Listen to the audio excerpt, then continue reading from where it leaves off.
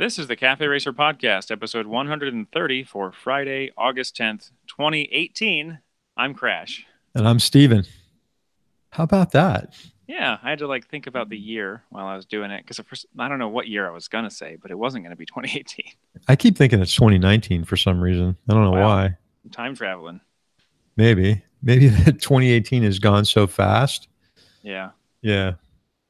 So, man, the last show we did, the group hangout thing was really fun. It was nice to have everybody there.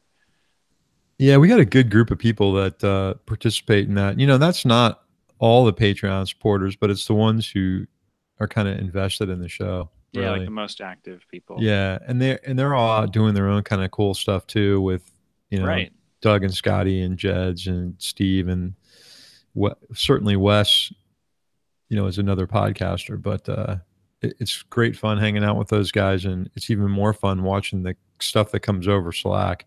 Oh, yeah. And I felt kind of like for most of that, I felt like I was just kind of sitting there quietly because I had been on deployment and had no motorcycle things to comment about the whole time. Right. Uh, since then, I've actually ridden my motorcycle, and I've, Still the same, right? it is still the same. It was very nicely taken care of while I was gone, so that's really good. Started right up. I rode it to work a couple times, and now so right before we left, I had bought a AirTech fiberglass rear fender for it. That's like a Hmm. copy of the factory fender, just without the factory lighting mount point. So I bought that. It's not, didn't install it or anything because I didn't have time, and I didn't have a tail light yet. So I went on. I mean, I obviously I have the tail light that's on the bike now, but that doesn't fit where I want the tail light to go.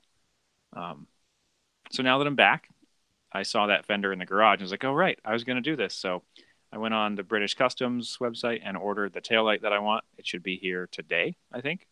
And when I get back from being out of town this weekend, I plan on, installing that, getting all the mount points and stuff drilled so that the fender is completely ready to paint. That's fiberglass, the whole thing. The rear fender is, yeah. What's the Um, stock rear fender made out of? aluminum, I think. Aluminum. Is it Yeah. thick fiberglass? I mean, is it pretty beefy? Uh, I don't know. It feels like it feels really durable. Uh, AirTech makes some really nice stuff. I mean, yeah. I was The looking at an old Honda, and then I went online to look at their conversion parts to make it one of the older racers. Yeah. Yeah, it's crazy what they make. Right, and they're really nice. Like they're local here, so I drove to their factory, um, talked to them, told them what I needed because they were like, yeah, we might have it in stock. So I just went up there and they were like, oh, cool. So I took some pictures of the factory, whatever. I think I posted them to our Instagram when I did it. Yeah. And then uh, they're like, okay, cool. Well, we'll put the order in and we'll have it done in a couple days or like a week or whatever it was. Have you ever thought about putting a bikini fairing on? I have thought about that. I'm kind of all over the place on that. Like, I don't have clip-on bars anymore. Right, right. So I've kind of un-cafe racered the motorcycle.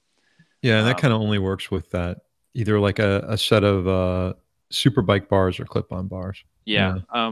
The Originally, before I had the big ammo can saddlebags and stuff, my plan was to put a AirTech's full race fairing on the front, because I think it looks really cool. Gonna make a Yeah, that's the one that goes all the way down. mm-hmm, Yeah, they're yeah. neat.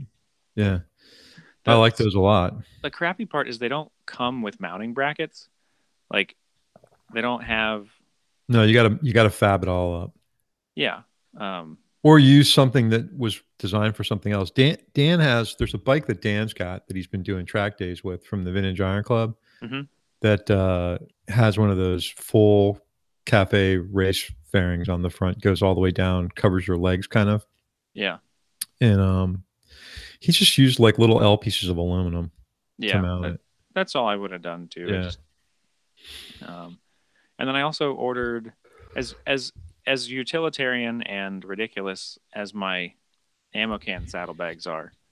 Um, when we were at AIM last year, I think it was AIM. Yeah, it had to be.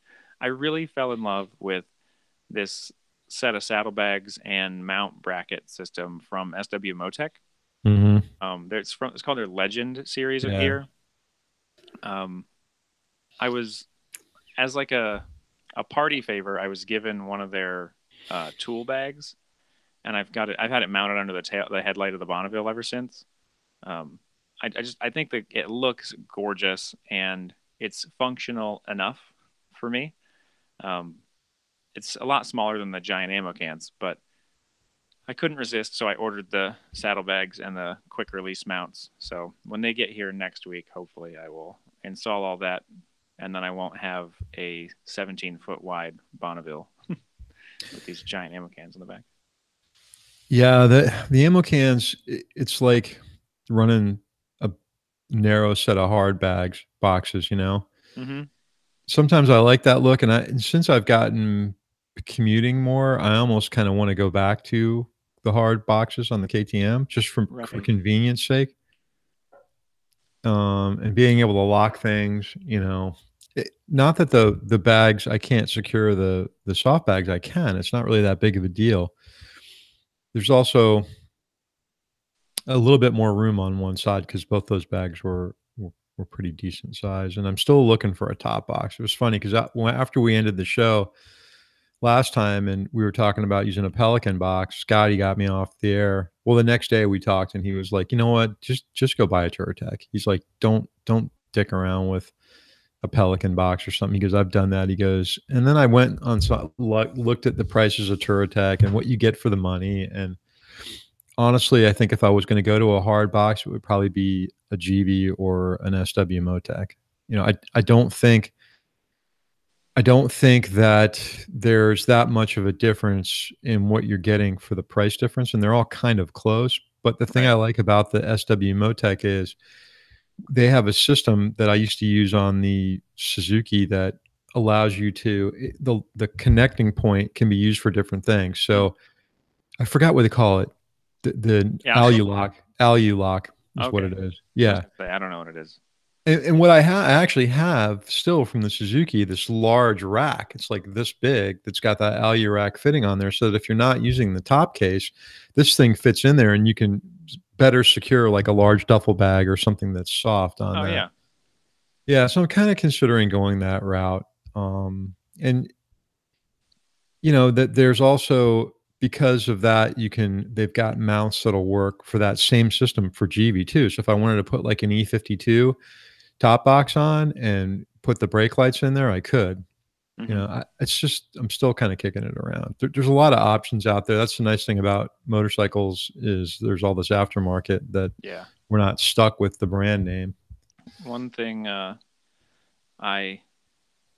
guess two things. The quick little thing is I saw Mission Impossible Fallout yesterday, Yeah, and and what'd you think? there's a lot of motorcycles in that movie. I was happy as a There motorcyclist. always is, aren't there? Don't they There are really, always? yeah, but there was a R9T. There was a couple of Tiger 800s, and then there was like the police motorcycles, which are Let me ask you a question: were the Tigers and the R19 badged, or did they take the badging off? no, they were badged They still. were. Okay, that's Yeah. cool. So like in like sort of the big motorcycle chase scene, there's a girl on a Tiger 800 XC whatever, the one with the beak. Right. And then there's also a guy briefly on a Tiger 800 without the beak, and Tom Cruise is on an R9T. And was he beating them? Um, they're not chasing him really. Like they're all kind of together, and he's being chased by like police. Oh, And okay. I got it. and Did they the steal these bikes? no, it's like how they always have these crazy elaborate plans. Right. The bikes were there as like part of their crazy plan, and it's an R9T Scrambler, so Right. he's riding around. He's like throwing a foot out, to like go around corners and stuff. Like the motorcycle chase scene was really good. Was he in Louis Vuitton dress shoes when he was doing that? What was he I don't know. wearing? He's probably in like 6-inch lifts because it's Tom Cruise. Uh, but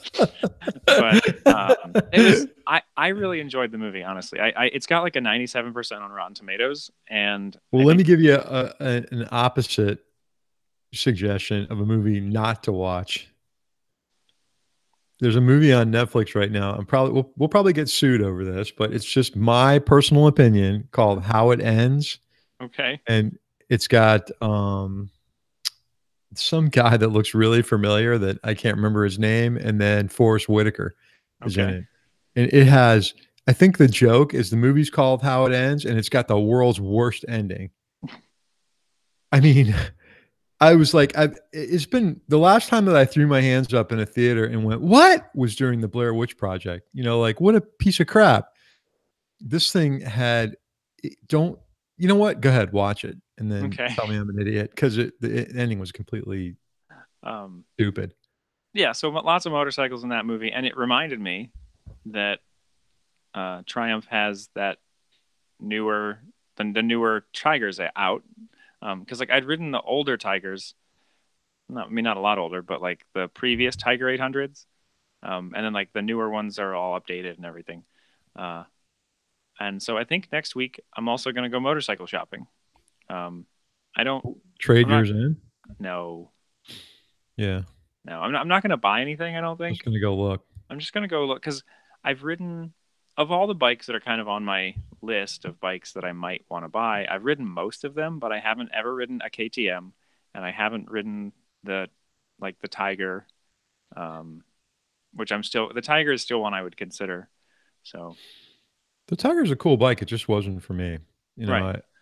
the newer ones. I did a ride with Scott, and we went up the coast, and we stopped at a dealer up in Martin County. That's a Triumph, Ducati, Honda dealer, and so I sat on the bobber for the first time, Hmm. and then there's a new version of one of the Bonnies that came out that's kind of more of a, I can't remember. It was all black, but it was kind of neat. I The sat on that. the T120 Black. Maybe I rode Scott's T122, and really a completely different experience than riding the KTM. Yeah. It, obviously the suspension wasn't set for me, but the turning, steering on it felt really heavy. And when he got on my bike, he's like, "Oh, I don't know, the steering's really light and twitchy." Yeah. So is that normal? Like you've ridden both of them. Is it a little bit Um, heavier steering on the Bonnie than then which bike? the KTM? Mine. I've never actually ridden your KTM. Have you Um, ridden one in general? I thought you no, did. No, I've never ridden I any thought you did a test KTM. ride on one. No, No. I've ridden like the like Yamaha, BMW. Uh, I think I wouldn't be surprised though if your KTM has a slightly more aggressive steering angle or something, so that it's Yeah. you know It just felt, I mean, the bike, it would have taken me a full day to get used to it. You know, the right. counter steer and the braking and everything. It makes nice power. It was a really Hmm. cool bike. I liked it a lot. I got off my Bonneville and got on a new Bonneville.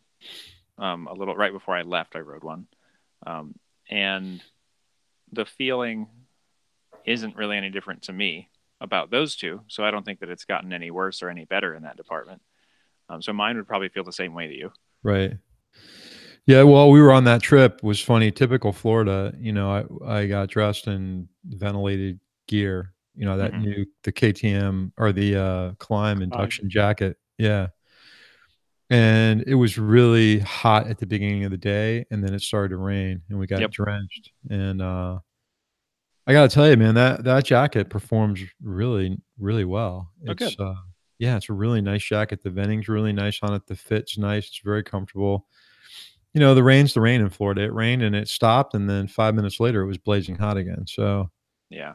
it's at least if you wear performance gear underneath it, like some sort of a wicking shirt or something, that tends to help evaporate that water on the jacket. And the jacket didn't really, you know how sometimes when a jacket gets wet, it gets heavy. Hmm. Induction didn't do that. There's a Oh, lot of, it seems like the outside material of the ventilated material may have some DWR on it because it's just kind of rolled off. It didn't soak the jacket. I mean, when I used to wear my field shear that was vented, there was some leather in that jacket too. So it got heavy when it got oh wet. It's yeah. like everything soaked up.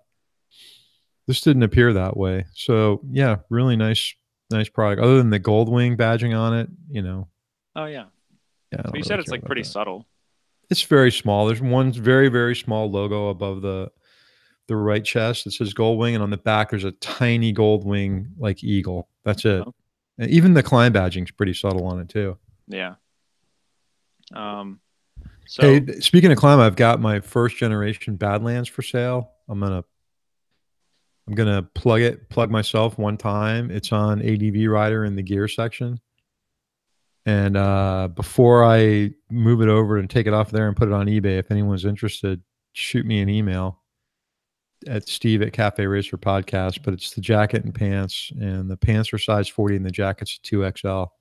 But it's the KTM badged Badlands, so it's orange and black and gray. all right. Yeah. So Harley did some new stuff since we recorded last. I think they built Yeah. a Cylon. It's either a Cylon or it's an Electrolux. Yeah. Or it's a Cylon and Electrolux had a baby and Yeah. it spit the Pan America out. Yeah. It's like the spaceship from Spaceballs. God, is that thing ugly? It looks like Bender from Yeah. yeah. Yeah. It looks like Bender. I don't know what they were thinking. So for those of you that don't know what we're talking about, Harley released a adventure bike called. Well, not yet. It's a teaser. They've got a teaser of a release or a concept or something for an adventure bike called the Pan America. Pan America, yeah. It's the 1200, I believe. Yeah, and if you look at if you know what the Fat Bob looks like, it has that same kind of oblong headlight situation as the new Fat Bob does. And then it's go watch an episode of Futurama, look at the robot Bender, and that's what it looks like. And you'll have a pretty good Bender idea. as a motorcycle. Yeah. It's even like the same color. Yeah, it's Electrolux Bender color, Yeah. with a Cylon headlight. We joke. I really, really want to like the stuff that's coming out. I'm actually really excited about it. I don't know about you. Curious to see what it's like.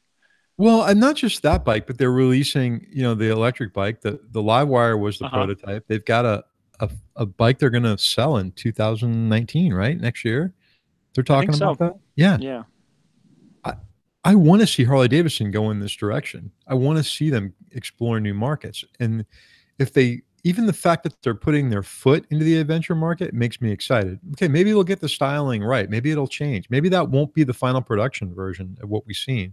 Because I can tell you right now, I've not seen a lot of people say that thing looks great. Mm-mm.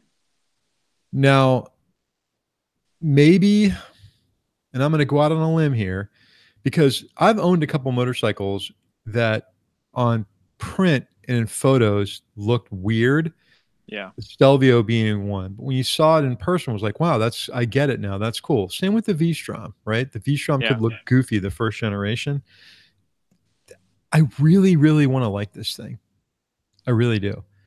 Because I want to see them succeed in a market that they've never been in before, because it's an American manufacturer and it's historic, and it's a marquee, and they make a great product. The one thing I'm a little worried about is that bike's going to come in well over $20,000.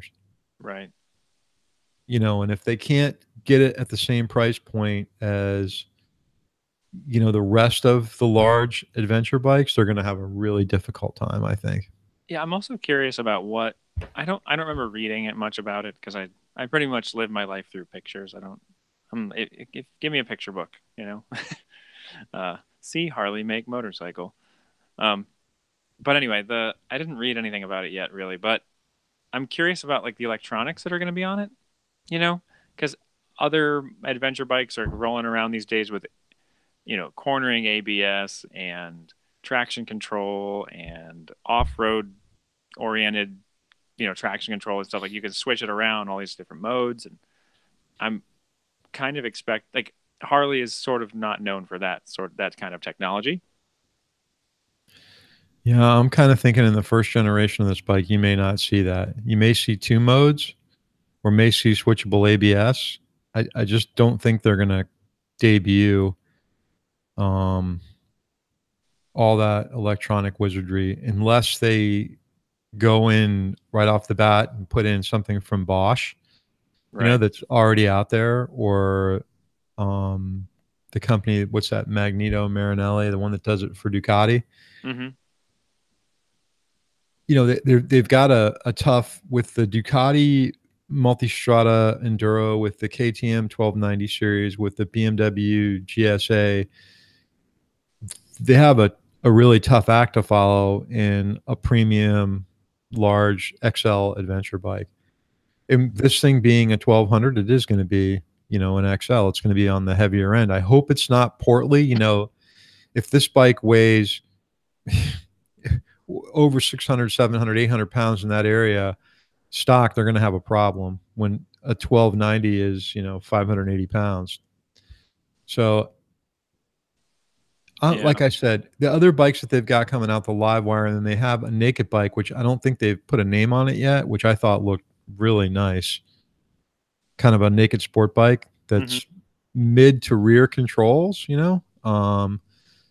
they can have a couple hits on their hand and maybe bring in a market they didn't typically appeal to. The one thing that concerns me more than anything, and I'm going to tell you, I'm a Harley shareholder, so I really want this to be successful, is the fact that my personal opinion is their sales force is their biggest problem.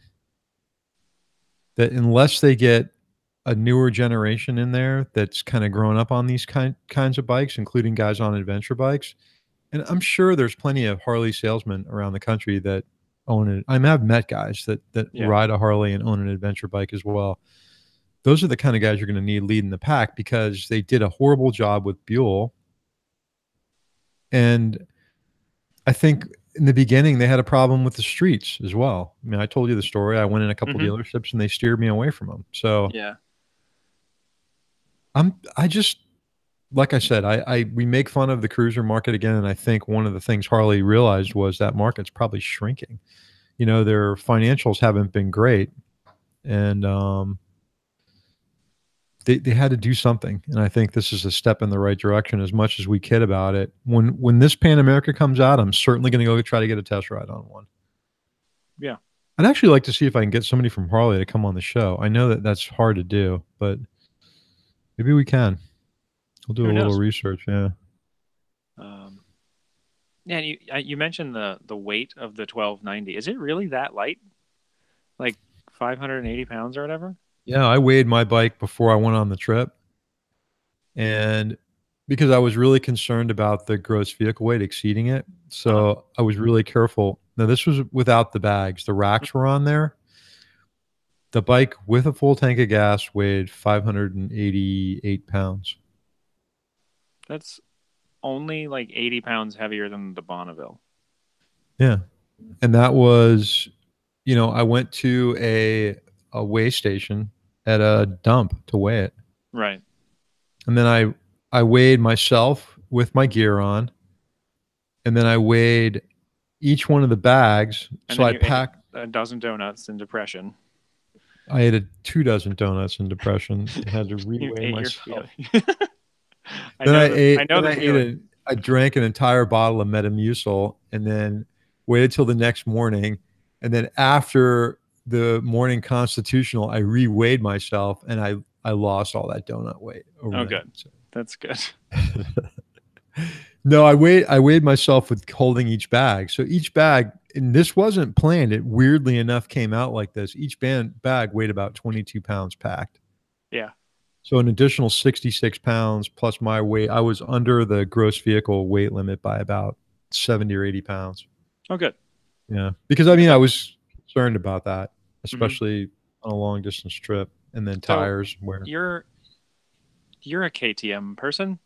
Maybe you can tell me, because I was poking around on KTM's website maybe last night or the day before on my phone. So, not using the best method of doing research about something.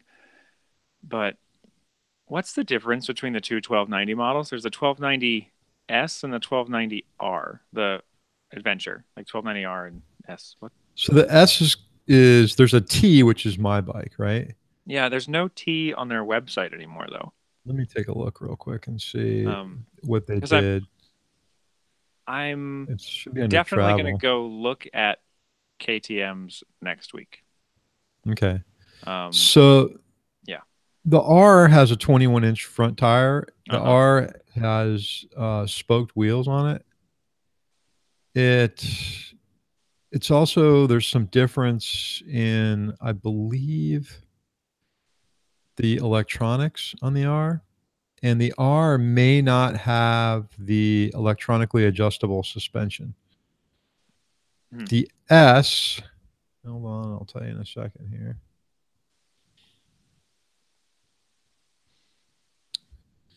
I believe the S is spoked wheels. Yeah, Okay. it's a 19-inch front, So the S and is like slightly more roady. yeah, it's considered their sport version. Yeah. I'm curious. I really want to see the 1090. Like I really want to ride a 1290 and a 1090 because the 1090 really appeals to me. Yeah, why? Just out of curiosity. I don't know. I just like that it's smaller, but I also really like the fact that the 1290 has a lot of power. Yeah, the 1290's got a lot of power. It's the 1090 is the older display too. Oh, is it? It's not the new Yeah, fun. no, it's not the TFT Oh, display. It's the older. It's like my bike. It's the they need older to headlight. they need to put that display on everything. I like the 1290 Super Duke GT a lot. Yeah, Obviously not an adventure bike, but I do really like that bike. But it it not that like the display is a deal breaker or something, but it has the old gauge setup too. I think they're transitioning out of that. Yeah, Obviously. the Um, the new Tigers have the new Triumph Tigers have the TFT display, and I rode a what's the Street Triple. I rode a new Street Triple not that long ago, and it was the first bike with a TFT display that I'd ever ridden on. mhm. Holy crap! That's amazing. I love it. Yeah, I need it. it's really cool on the KTM too, and they've I believe there's also a as a an option. There's a companion app that Hmm. you can set things on. It's the one that I have is probably going to be reintroduced. I heard as the T because that's how that's sold in Europe, Hmm. but in the new version with the new headlight and the TFT display. Right. The R and the S too, like there's little differences between the fairing. The S has got a bigger fairing. The R is just that short little chopped one. The R's got a full set of engine guards. The S doesn't. Um, Yeah. just little things like that. But the biggest difference too is the wheel. They're both about 160 horsepower compared to 125 on the 1090. But for if you're the off road, the 1090 is super capable. I mean, Yeah. Spencer flogged one, and it you couldn't outride it. I can tell you that. The 1290 is a beast. There's just no doubt about that. The new one. Yeah. I wouldn't get that bike if it's going to be a commuter. Yeah. I would go with the S for sure. And I'm gonna end up commuting on whatever I get. So, right. but I'm not planning to get rid of the Bonneville necessarily either. So, I know I keep thinking about getting rid of the Moto Guzzi. I really do. But I know if I do, I'm going to regret it. I really need to go over there and take out the starter and see if that's the issue because I'm still having starter problems, getting the bike to kick over. yeah, It that won't really even sucks. it won't even click, Hmm. so it's something I think personally it might be in the solenoid. Something in the solenoid, Hmm. but it's really easy to get the starter out of that bike. It takes 5 minutes. Yeah. And I took it out once already and went to a starter shop, and the guy said, "Yeah, everything's fine. There's nothing wrong with it." But I don't really know how he tested it. And Right. a lot of the people have told me take the thing out, take the solenoid off completely, like break the soldered connections in there, Hmm. and clean it real well, and then put it back. They say that it gets a bunch of gunk in there. Hmm. So another note, we got a letter from a listener that heard, and I'm gonna send the guy an email to respond to him today. I kind of forgot about it, but he was asking. He said he heard on the last show that the Moscow Moto Nomad bag really wasn't my cup of tea, and that he offered to buy it off me. And honestly, I don't. because Moscow Moto gave us that bag to test out, I really don't feel comfortable selling it. So Sure. I think we're going to give it away in a contest. Okay. How do you feel about that? That's fine with me. I'm Yeah, always I'd rather, down. I'd like somebody else to have it that would use it. So we'll do a contest. I'm going to take the mounts off my KTM and go get some new. They uses these really large tie wraps. I'll buy a couple more new ones so that whoever gets it has them, and it'll include everything with it. It's a great, I can tell you right now, it's a phenomenal tank bag. There's a lot of organization in it. If it wasn't for the fact that I carry cameras with me, I would be using it all the time, but I really need to have something that's deeper. And I think what Yeah. I'm going to end up doing is going back to, Moscow Moto's got some new stuff coming out. I'm going to wait to see what they come out with, but I might go back to like the Wolfman or something like that and just put a camera insert in it. Right. I need to learn how to use my camera. I bought it right before I left and did not take it with me. What do you have? Well, 1 second. I'll look. Because I can teach you to use anything. It's probably not that complicated. I didn't hear whatever you just said. I said I can probably teach you to use anything. They're not that complicated. Yeah. I mean, it's mostly just like, I don't know. It's a Canon EOS M3. Okay. Micro Four Thirds. Yeah. Yeah. So Micro Four Thirds is the format that I use, and they're hold it up again. Let me see. Well, I gotta get you to be the primary on here. Yeah. You even went with the old vintage look, huh? While I was on deployment, one of our pilots had a similar camera and had a case like this, and I thought it looked really nice. And so I was like, "Hey, where'd you get that?" She's like, "Oh, on Amazon." So you know what they used to call those cases? What? Ever Ready case. A what? Ever Ready. Oh yeah. Yeah. Yeah, that was like a big thing. I remember when I was a kid, I sold cameras at a department store, and the case never came with it. You always sold the person on buying an Ever Ready case afterwards. I've been buying a bunch of used old 1950s on up film cameras off of eBay, and loading film and doing some developing and putting it on Instagram. It's kind of a cool side thing. I just Cool. like photography so much. Speaking about camera bags, I was going to say there's a bag out there on the market that I want to test out for motorcycle use. So when I was in North Carolina, I kind of went through this. I wanted to get a backpacking camera bag, which I have one in storage somewhere from Burton, the snowboard company. Yeah. And for the life of me, I couldn't find it. I looked in a couple different areas before I left on the trip, and I only paid like $28 for this bag, but it's a really nicely designed camera bag. So in backpacks for cameras, very, very few of them are inherently waterproof, except like companies like Kriega, that make stuff with a roll top. Some companies will make them with a cover. This Burton bag certainly wasn't waterproof. It didn't have a cover on it. So it really wasn't optimal for motorcycling. I remember I had put it on the back of the bike one time, and because it's got, backpack straps and everything, it's a little unwieldy to try to wrap stuff in it. I've used the Kriega backpack that I have, the R30 or 35. Mm-hmm. It's a roll top. It's completely waterproof, but the only way to access it is through the top. So it's very difficult to be able to use it to get cameras in and out of. You have to pack some other type of camera bag in it. So that really wasn't a good idea. So while I was on the trip, I was hauling around a big 6x7 film camera, and I ended up finding a bag that Lowepro makes called a Whistler AW for all weather, and it's got a cover on it. And I was kind of shocked at how heavy the bag was, empty with nothing in it. It weighed a lot.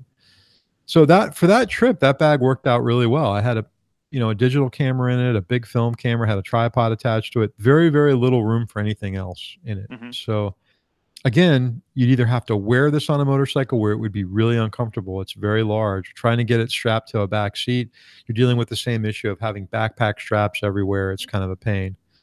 What I found was there's a company, and they did a Kickstarter for 3 of their bags. It's a company called Wanderer. Have you heard of them? No. It's WANDRD. And they make a bag called the Provoke, which has no vowels in the name. It's like PRVKE. My buddy said they need to buy a few vowels when they make more money. But It's the outside of it's inherently waterproof. They use a really cool system for packing cameras. There's extra room to pack clothes, and I think it would pack really nicely on the back of a motorcycle. So I'm going to try to get them to send me one, do some shots of it, and see how that thing will work out as a camera bag. It's too big to use as a tank bag, obviously, but sitting on the back, like attached to the rack or onto another bag, carrying like, one camera, a couple lenses, maybe a jacket, things like that. And I'll let you know how that goes. Well, if I do get it, I'll do some video and put it up on YouTube. Yeah, maybe next week maybe I'll bust out the new camera and try to record something of me like doing this stuff to the Bonneville. I really like using the time lapse feature on my iPhone. It just kind of makes a fun little short video. Is that how you've done those videos in the past with the iPhone? Yeah, I just put it on time lapse and then I set it to record the whole time I'm doing whatever I'm doing. How much space does that take up? That's a great question. I don't know. You save those time lapse videos on the phone? Yeah, it cuts them down really small once they're done.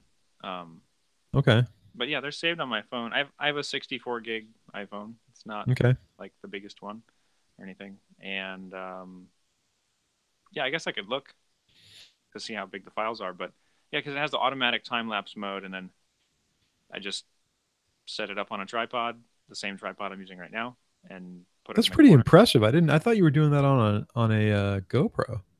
Nope, just a phone. Wow. Yeah, it looks cool. Yeah, there's actually been a couple times when so my stepdaughters they have my old iPhone 6, and so like I'll set that phone up to record a time lapse so that I can still use my phone to look up how the hell I'm doing what I'm doing. Like sitting there like, wait, how do I do this? Trying to scroll through like the service manual that I have on my phone or whatever. Yeah, I've used the phone intermixed with video from my Olympus and the GoPro before, just for little cutaway shots. We use the phone a lot for, if I'm doing something for YouTube and just want to show a close up of something and I'm going to cut in a piece of that film, I'll take the iPhone and do a quick shot with that, then move the other camera instead of taking it off the tripod. Right. Do you have a GorillaPod? I do. Yeah, those are the ones that have the little like twisty legs. Yeah. Yeah, those are super useful. And if you want to use them for blogging too, you attach to the bottom of the camera, kind of bend the legs like a handle. And that makes for a nice like selfie type of grip, Right. Yeah, so I got that. I've got like my little tripod, and then so maybe I'll use the new camera to try to record something. I don't know. We'll see. Well, I'm looking for a different solution for recording while on the bike, and I think I'm going to do what Scott does. And he's got a GoPro mounted on the chin bar of his helmet with a Sena backpack on it. Oh, nice. So it connects into the comm system like the Prisms do, but it's a little bit more versatile in that chin bar mount than the Prisms on the side of the helmet. Right. You get a better field of view, I think. It just kind of looks better, the video from there. When I was trying to record stuff with my GoPro, I put mine on the chin bar as well. I like that. How did you mount it on yours? Sticky mount on it? Yeah. Yeah, because I guess on Scott's helmet, the way his helmet's curved, that wouldn't work. And so he kind of fabbed up something with like a bunch of double-sided tape. I think he's got something permanently made now. But the funny thing is I Googled that there's like a ton of 3D printer files out there. Oh, nice. Specifically for helmet chin bar mount based on the helmet. So like it'll say Shoei RF1000. Yeah. And they'll make something that's got the right curvature for that helmet. And then you just use the double-sided tape. Yeah. That's perfect. Yeah, it's the problem with all the adventure helmets I have is that's where your air intake is. So I'm looking for something that might mount off to one side and then kind of like cantilever in the front, or for one of the other helmets. I'm going to be on a search for a new helmet soon too, Crash. I think that it's time to go back to looking for a modular, and I really haven't. I got that Freddie Spencer Arai pretty recently. That's a beautiful helmet. I love it so much. It's so comfortable too. It is. It really, really is comfortable. My Shark helmet is kind of had it. Like it's just kind. It didn't last very well. It hasn't proven to be very durable. Everything's loosening up on it. I mean, in what way? Well, like because it has those little side pods that cover where the goggles attach, Right. and those are always a pain in the ass. The whenever you go to take them off, half the time one of them breaks. I have to order a new one. Um, the goggles themselves, uh, the lens is like a dual pane anti fog lens, but they like the lamination like splits apart really easily, and so they get water in them. Mm. If you're not careful, I've never had it get water in it while I was riding, but like when I've tried to clean the goggles, if I use like a wet rag or something, it'll sometimes get water in the back. Um, Oh man. yeah, and then the goggles themselves, because of the way that they adjust, I would like to be able to adjust them, like to loosen them on the fly and tighten them on the fly, but you can't do that. And so when I pull up to a gate to show my ID to get on base or something, I have to like stretch the elastic out a ton to set the goggles up on top of the helmet and get them out of the way. I'd much rather be able to actually just like loosen them and let them hang, or flip them over on the back of the helmet.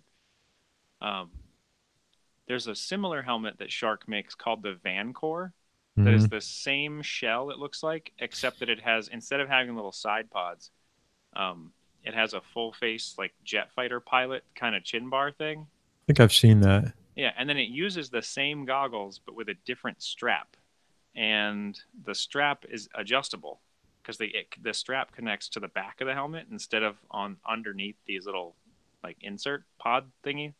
Right. Um, I kind of want one. It looks a little crazy, and it would definitely like.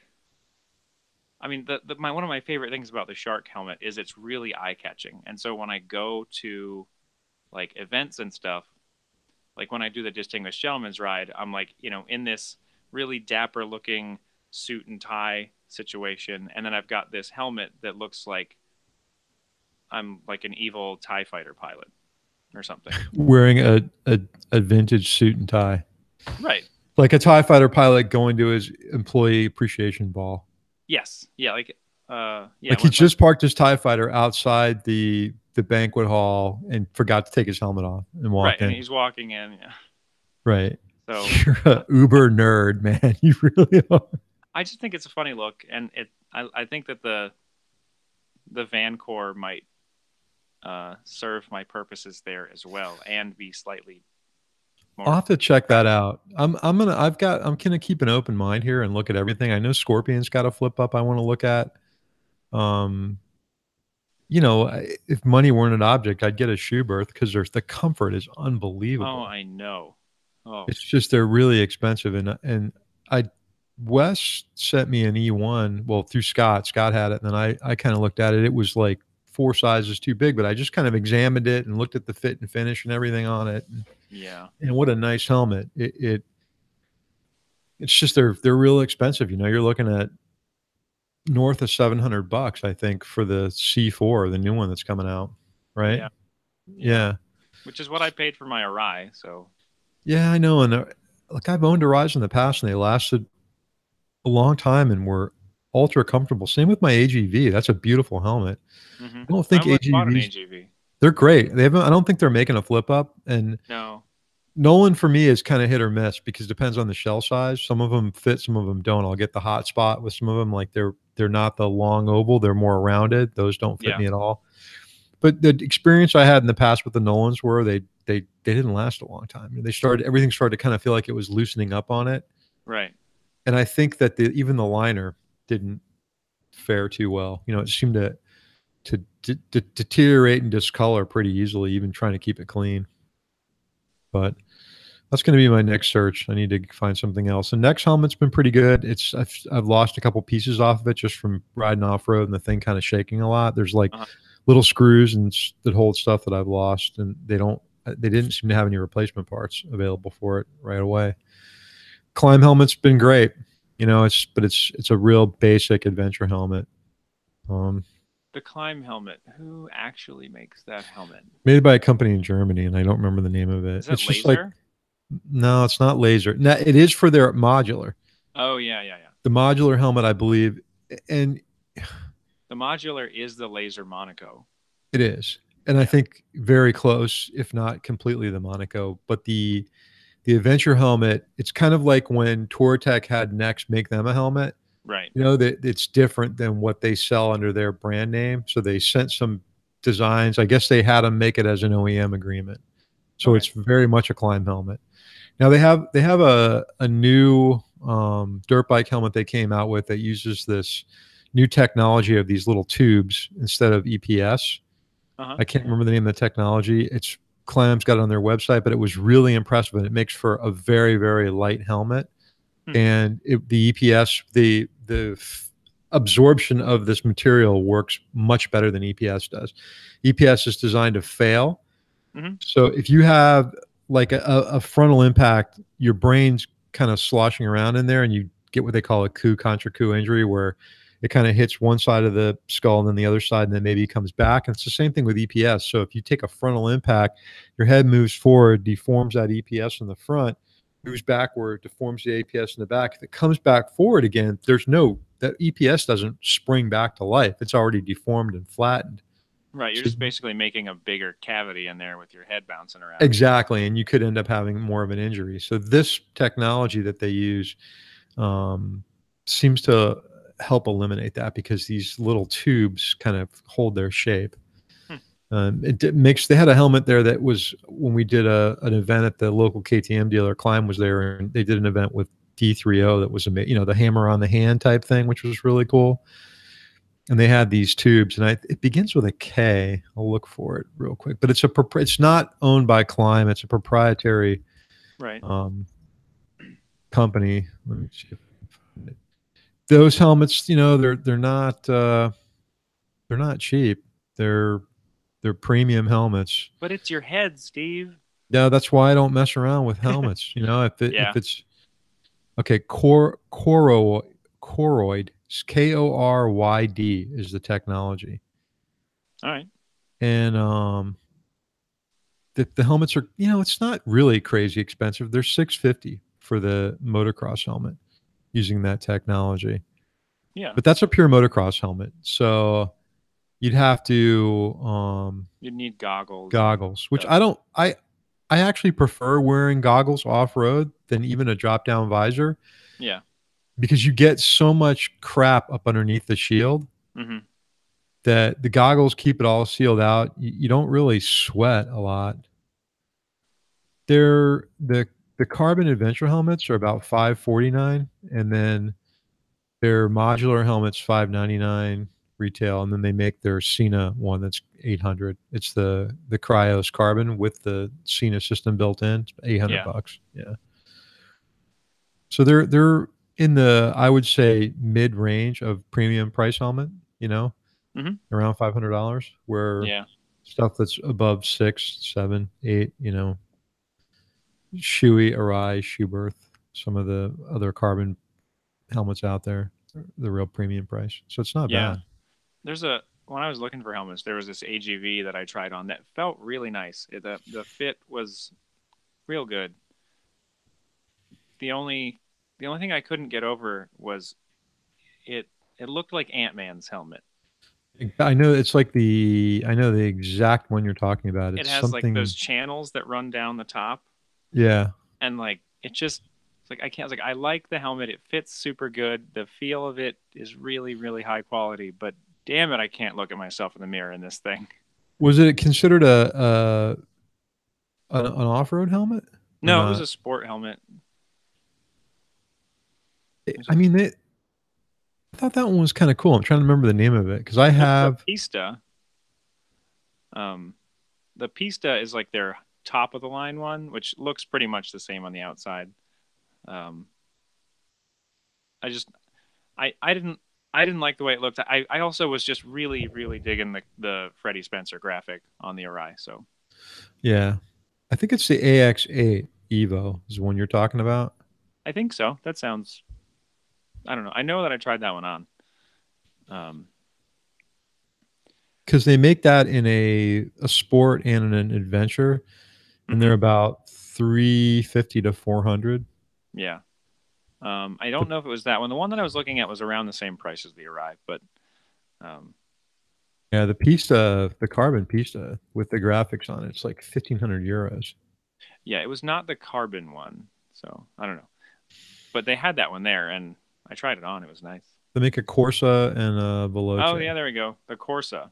The That's what. Corsa, yeah. Um, it's a real comfortable helmet though for somebody who has like a long oval. And they use a lot of the materials of the lining just feel really high quality. Uh, No, they make a great helmet. yeah. And the one that I have, it's super comfortable, and to me, it's a little one level under the Arai that I had years ago. Right.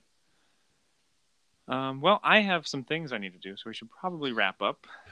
Yeah, there's one little thing I want to say, one little announcement, and I'll talk Yeah. just to tease Announce the away. next time I had dinner with Brad Barker from the Ride of My Life. We'll talk about that on the next show. Met some really cool people that are have an amazing YouTube channel in the sailing industry, and we'll talk about that on another show. But just recently, I got a phone call from one of the guys in the Vintage Iron Club, and one of the members was killed in an accident on his motorcycle.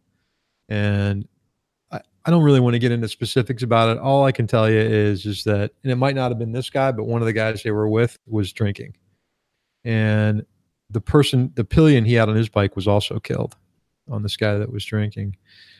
And I'm hearing through the grapevine that there might be some charges pending. But all I got to say is, you know, there's published studies out there on the risk you take when you decide to ride a motorcycle. And I know that risk going in, and I would never give up riding my motorcycle because of that risk, because it's something we all love. But a friend of mine had a great analogy last night, and he said it's almost like playing Russian roulette when every time you get on the bike, but you mitigate the risk by being cautious. But when you drink, it's just like loading more bullets in the gun. Oh yeah. It's like playing Russian roulette with 3 bullets instead of Right. the one. So just kind of food for thought, on that. Kind of think about it when you're out there.